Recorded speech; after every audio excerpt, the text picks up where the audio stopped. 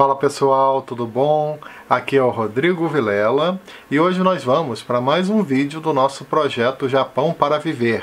Dessa vez para conversar sobre um livro chamado Uma Visão Pálida das Colinas, do escritor Kazuo Ishiguro, que saiu recentemente, nessa nova edição, saiu recentemente pela editora Companhia das Letras, com tradução de Jório Dauster.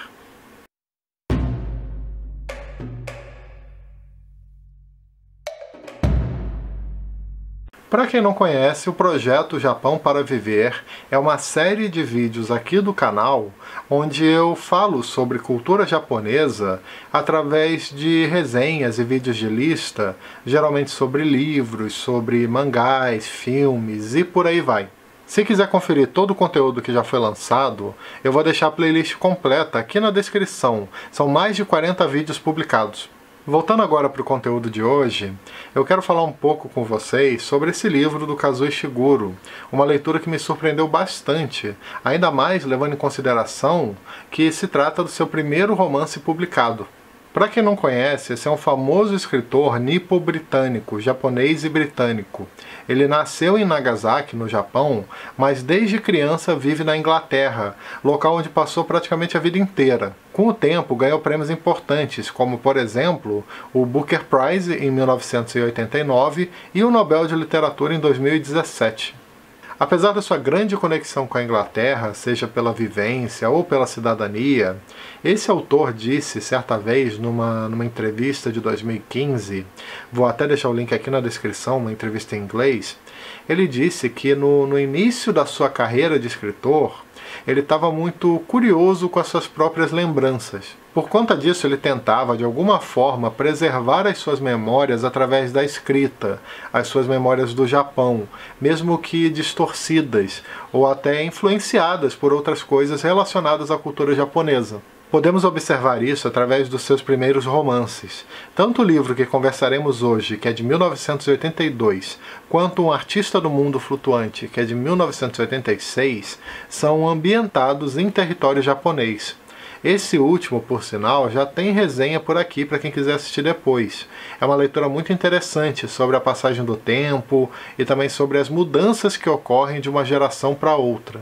Já Uma Visão Pálida das Colinas, apesar de também explorar essas questões, é um romance focado no passado e no presente de uma mulher, especialmente na relação desse passado com as suas atitudes e também com a sua situação atual. Mas antes de começar a falar sobre essa obra, eu quero só te pedir, como sempre, para deixar uma curtida aqui embaixo, que ajuda bastante o canal, se inscrever caso ainda não tenha feito isso, e também ativar as notificações.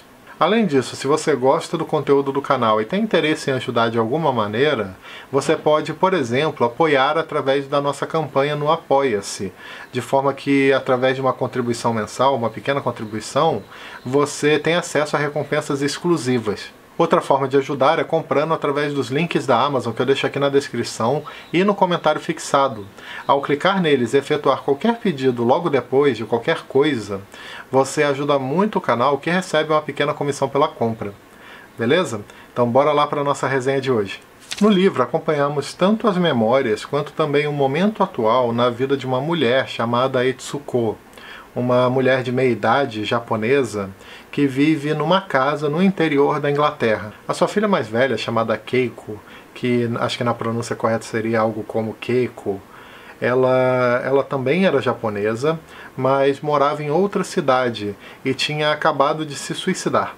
Por conta disso, a filha mais nova, chamada Nikki, resolveu visitar a sua mãe e passar um tempo com ela.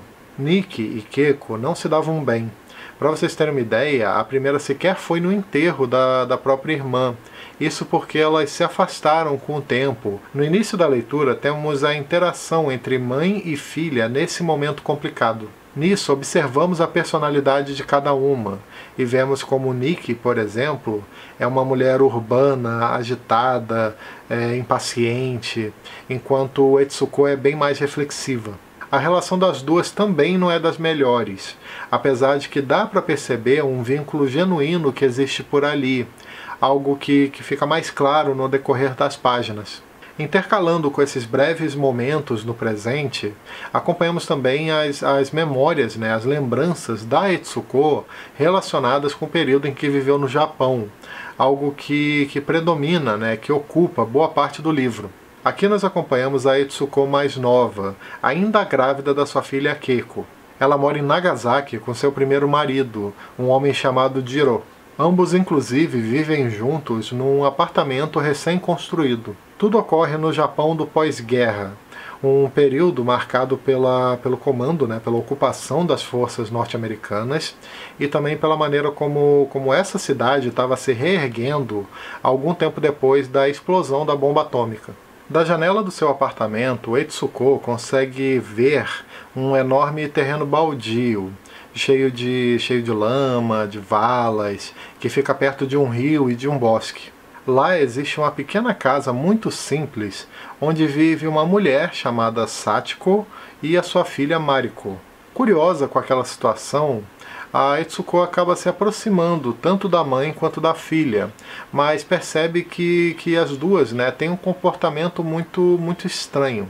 Sachiko é uma mulher que parece fazer questão de mostrar o tempo todo uma espécie de autossuficiência e de que aquela situação toda era provisória.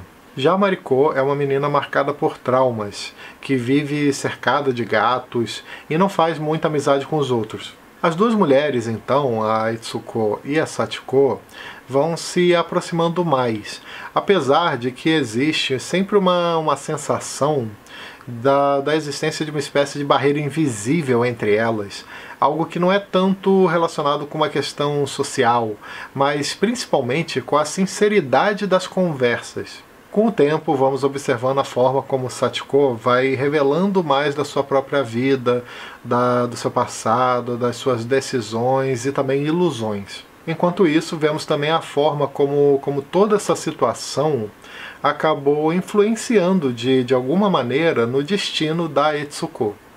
Uma Visão Pálida das Colinas é uma obra que intercala com muita fluidez o passado e o presente, conectando memórias com as suas consequências e também nos mostrando a forma como determinadas circunstâncias influenciaram na vida da protagonista. Os efeitos da explosão da bomba atômica e os horrores da guerra também parecem estar sempre por ali, sabe?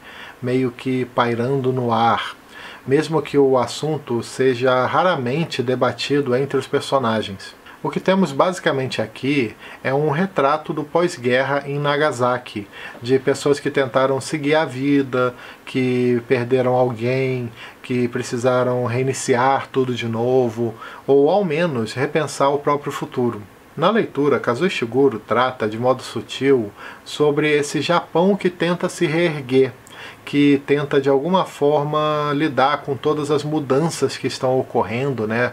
O país estava mudando drasticamente e também tenta lidar com a própria ocupação norte-americana no seu território.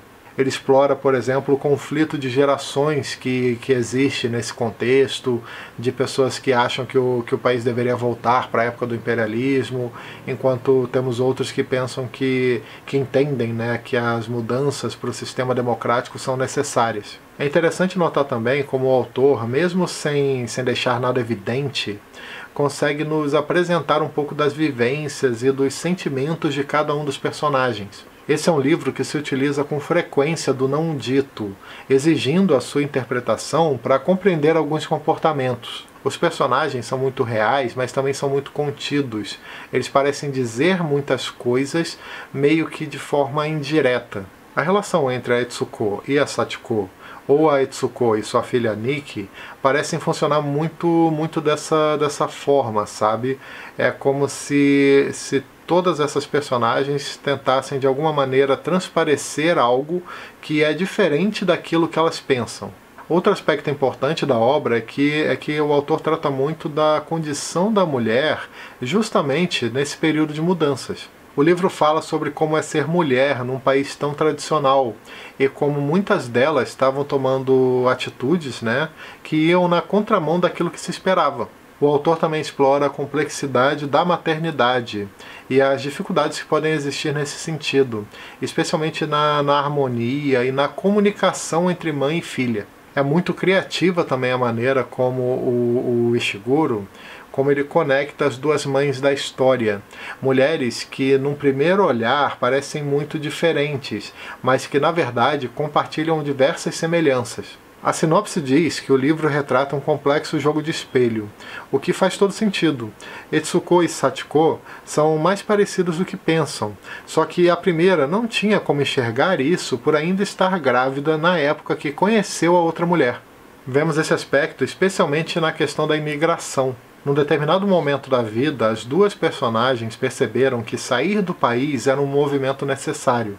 Só que ao mesmo tempo, ambas são marcadas por uma espécie de impulso e parecem colocar as suas decisões acima daquilo que poderia beneficiar ou ao menos não piorar a condição das suas próprias filhas. Tanto Keiko quanto Mariko acabaram sofrendo muito por conta de decisões que suas mães tomaram, algo que acentuou traumas e também provocou muita angústia. Pessoal, a partir desse ponto eu vou começar a fazer alguns comentários com spoiler sobre esse livro do Kazuo Ishiguro. Se você prefere ler primeiro e depois conferir o resto do conteúdo, eu já deixo aqui o meu agradecimento por assistir o vídeo até aqui. Não esquece de deixar uma curtida aqui embaixo, que ajuda bastante o canal, de se inscrever também e ativar as notificações. E, se possível, se tornar um apoiador do projeto através do Apoia-se ou comprar através dos links da Amazon que eu deixo aqui embaixo. Beleza? Então bora continuar com o nosso vídeo de hoje, agora com spoilers. Começando então agora essa parte com spoiler, eu acho interessante comentar um pouco sobre o final do livro, a parte final, que é um pouco ambígua, assim como muitas coisas na leitura. Eu não senti esse livro aqui com pontas soltas, sabe? Na verdade, a sensação que eu tive foi de um livro em que você precisa interpretar as inúmeras sutilezas. Você precisa entender algumas atitudes com base em falas e comportamentos que foram pincelados anteriormente. Podemos citar, por exemplo, a imigração da Etsuko para a Inglaterra e a forma como ela conheceu seu novo marido. Nós não sabemos ao certo como isso aconteceu. Nós podemos simplesmente supor que ela abandonou, que ela fugiu, que ela rompeu o relacionamento ou até traiu o seu antigo marido, Jiro. Só que, como podemos observar antes, aquele relacionamento não era dos melhores. Jiro era uma figura de autoridade que parecia não pensar muito na própria esposa. Ele também tomou algumas atitudes que iam completamente contra a sua vontade, como, por exemplo, morar longe do pai, né? No caso do sogro da Etsuko, uma pessoa que ela gostava muito. Nós vemos como ela tem uma ótima relação com esse senhor, com o Ogata-san, como ela chama ele inclusive de pai, e como sempre faz questão, né, de conversar com ele, sempre num clima de bom humor. Essa interação do livro me lembrou muito, em alguns momentos, algo que nós vemos no filme Era Uma Vez em Tóquio, do Yasujiro Ozu. Não sei se foi uma inspiração do autor para esse caso. O relacionamento da Etsuko com a sua filha Keiko também é algo interessante de se refletir, já que nós só conhecemos essa personagem através dos olhos de outros personagens. A Keiko parece ter se fechado muito, né? Se fechado em si mesma. Talvez por conta da forma como de não ter conseguido lidar bem com a separação dos pais, ou de repente até essa mudança de país. Ela às vezes dá a sensação de ter se tornado uma espécie de hikikomori, ou até de repente ter entrado numa depressão profunda. Mas o mais interessante desse livro, na minha opinião, foi perceber, né, os pontos de conexão entre a Etsuko e a Sachiko, e a forma como ambas seguiram caminhos muito próximos. No final do livro, podemos perceber que as duas mulheres sabiam que as suas ações mais prejudicaram suas filhas do que beneficiaram. Ainda assim, elas resolveram seguir do mesmo jeito. Eu separei para vocês dois trechos que ressaltam justamente isso, sendo que o primeiro que eu quero mostrar é relacionado com a Sachiko. Nesse trecho, nós temos um diálogo dela com a Etsuko, logo depois dela se livrar dos gatinhos da filha, numa cena bem perturbadora, né, que lembra bastante, inclusive, a situação, né, o evento que provocou todo um trauma na sua filha, na Mariko.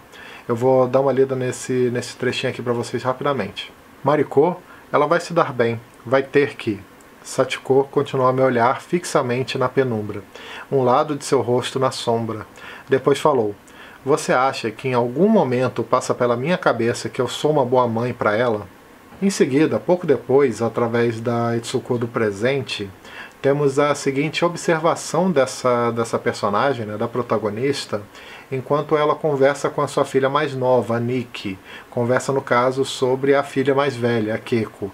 Vou dar uma lida aqui rapidamente para vocês. Nikki sacudiu os ombros. Observei-a por mais alguns momentos e depois disse: "Mas veja bem, Nikki, eu sempre soube que ela não seria feliz aqui, mas decidi trazê-la assim mesmo." Eu acho que nós podemos interpretar essas atitudes de formas distintas. Por um lado, podemos pensar que as duas mulheres foram egoístas, inconsequentes, independente do sentimento de culpa que poderiam ter depois. Por outro lado, podemos também tentar entender a Itsuko e a Sachiko como personagens que tentaram de alguma forma sair daquele caminho previamente estabelecido para uma mulher na sociedade japonesa tradicional. Sociedade essa, diga-se de passagem, que estava mudando muito. Enfim, já podemos notar que Uma Visão Pálida das Colinas é um livro bem impressionante e muito bem construído. Algo que realmente chama atenção, né? Que, como eu falei antes, trata-se do primeiro romance publicado desse escritor. Temos aqui uma obra que trata de temas como traumas, memórias e relações familiares, sempre conectando um ponto com o outro de forma muito envolvente. Não é à toa que esse escritor acabou ganhando em 2017 justamente o Prêmio Nobel de Literatura. Bom, é isso, pessoal. Espero que vocês tenham gostado desse vídeo de hoje, desse retorno, né, do nosso projeto Japão para Viver, que estava um tempinho parado, mas que eu pretendo retomar com mais frequência a partir daqui. Aproveito também, como sempre, para lembrar que todo domingo às 18 horas tem vídeo novo aqui no canal, além de outros conteúdos que eu posso publicar aleatoriamente ao longo da semana. Beleza? Então é isso aí. Nos vemos no próximo vídeo. Tchau!